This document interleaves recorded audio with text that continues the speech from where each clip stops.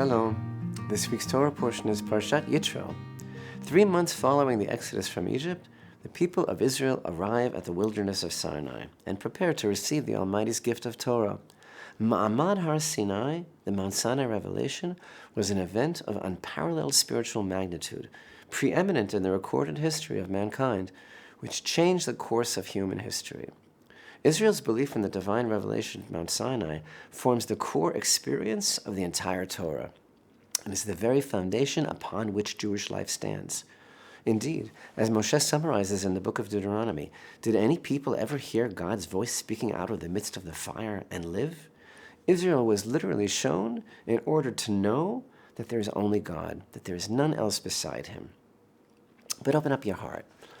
The Sinai Revelation has even deeper significance for this world, precisely because God chose not to leave his Torah in heaven as the prerogative of the angels, but to bequeath it to his people Israel, who would be tasked with fulfilling his commandments in this world.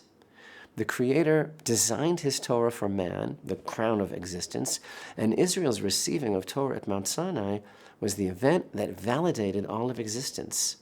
Thus we are taught that at the time of creation, God conditioned the continued existence of the world upon Israel's eventual acceptance of Torah.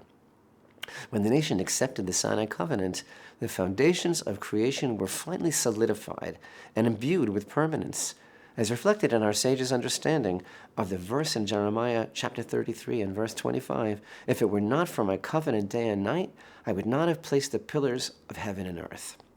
In other words, God said, now that Israel has accepted responsibility to uphold my commandments and fill this world with my presence, I know now that this world will last. I know that it was a good idea to create the world after all.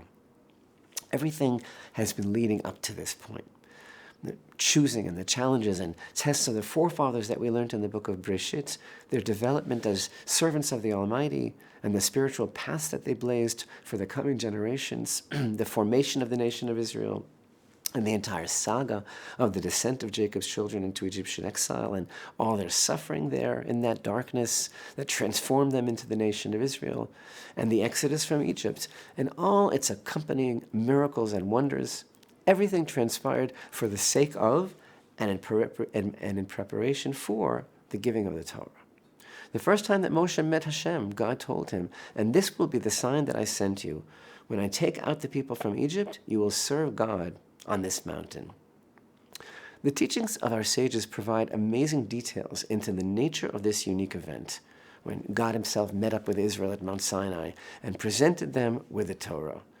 And the nation witnessed the perfect and absolute unity of God's oneness. They perceived clearly that reality is truly Hashem himself. The entire nation ascended to an unparalleled level of consciousness. From the Midrash's descriptions of the event, we can understand that which we normally take for reality was shown to be illusion. It was as if all of creation temporarily returned to its pristine state. Thus we are taught, all who were sick or ill, maimed or deformed, were healed. Hashem spoke in a simultaneous fashion, uttering all the commandments at once, something beyond human comprehension. His voice was heard from one end of the world to the other, and with every sound that emanated, the world was filled with a beautiful aroma. And for the benefit of all the nations of the world, every word was heard in 70 languages, so that the entire world was aware of what was happening. And when God gave the Torah, the whole world stood by in awe. No bird flapped or flew or chirped. No ox made a sound. The waves of the sea stood still. All the world was silent and all creatures mute, as Hashem declared, "I am Hashem your God." All these profound descriptions help us to appreciate the nature of that experience, that brush with the eternal that every man, woman, and child witnessed and internalized so deeply. But open up your heart in the deepest way. This transcendent event, wherein all of Israel had prophetic revelation, was not the first, but it was the second prophetic experience shared by the entire nation. It comes just following the miraculous splitting of the Sea of Reeds, an event of such overwhelming joy that it brought the nation to the highest levels of faith and inspired Moshe and all of Israel to recite the Song of the Sea. The Song of the Sea is the root from which all of the Torah songs emanate. It expresses how every man, woman, and child truly understood the reality of Hashem and accepted his sovereignty. accepted him as king over them, and how they saw all the way into the future, to the time of the resurrection of the dead. At the splitting of the sea, the people understood which they were witnessing was not an alternative take on reality, but rather a clarity, a perception of the nature of true reality. So these two events are the most powerful prophetic experiences recorded by Torah, and the only ones in which the entire nation collectively experienced a level of prophecy which transcended all that they had previously known. The truth is that these two events, the splitting of the sea, which was the apex of the Exodus from Egypt, and the Sinai Revelation, are like a set. They're like two parts of one whole. Together they are two pillars of truth upon which the entire Jewish experience rests. Walking through the sea on dry land, these people that had been through so much under Egyptian bondage finally understood what's real and what's illusion. They understood things as they really are, that when we can peel away the filters and obstructions created by our own expectations and the limitations of our own senses, then we are no longer subject to the illusions of this world, what we generally refer to as reality, and then we can be elevated to the place of seeing the world as it really is, a pure manifestation of godliness. Both events were witnessed by the entire world and were unlike anything that this world had ever seen. They were unparalleled revelations of godliness. But open up your heart deeper than ever, because there is a profound connection shared by these two staggering events, one common element that they both feature, and that is the prophetic involvement of our children, even those who had not yet been born. These events were marked by the presence of all future generations who were ever destined to be born. Both of these unprecedented revelatory events totally transcended the moment in which they were taking place and were focused on the future.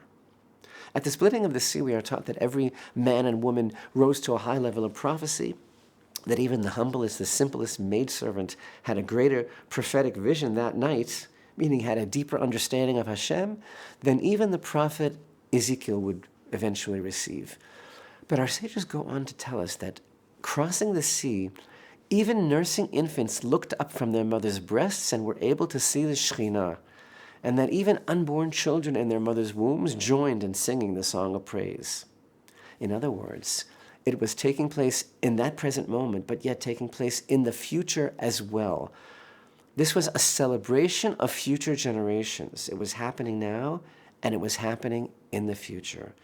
The children received the revelation in their soul. It was the acquisition of a truth on a soul level that became part of the DNA of the nation and could never be altered. And so too, the Sinai Revelation completely transcends time, meaning, open up your heart, and this is the deepest secret in the world, the Sinai Revelation is occurring in perpetuity. There are no limits with Hashem. Every soul that was ever destined to be born until the end of time was present and received its portion of Torah.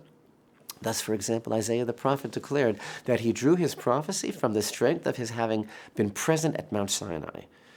The sages even teach us that all creativity and innovation in understanding Torah thought and every novel idea in Torah study that will dawn on innumerable generations of students to come is drawn from having been at Sinai.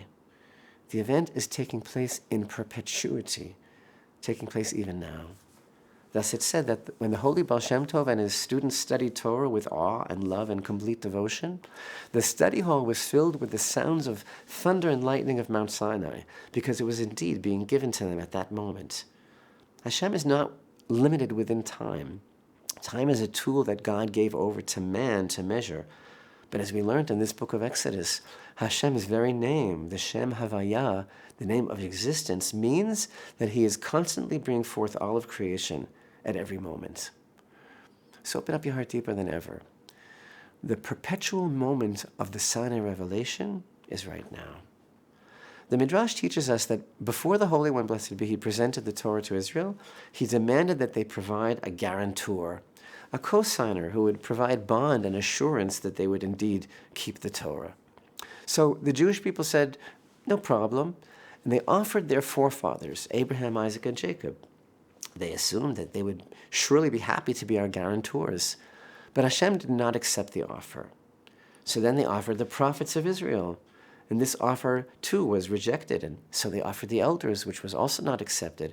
In short, they offered everyone that they could think of to stand as a surety for their loan, but Hashem rejected all these proposals. Finally, the people of Israel declared, "Let us offer our own children.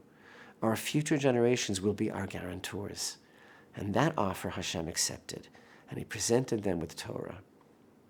Our children are our guarantors because Torah is being given even now, as we speak, in Hashem's perpetual moment. Now we walk through the sea, and now it is our generation that stands at Mount Sinai, receiving Torah now and for all time and forever. Shalom. Thank you all for your greetings and well wishes. I haven't been feeling that well, but thank God we managed to produce a Parashat this week. May we truly merit to receive the Torah in the perpetual moment of the Sinai Revelation that's going on even now as we speak. Shabbat Shalom.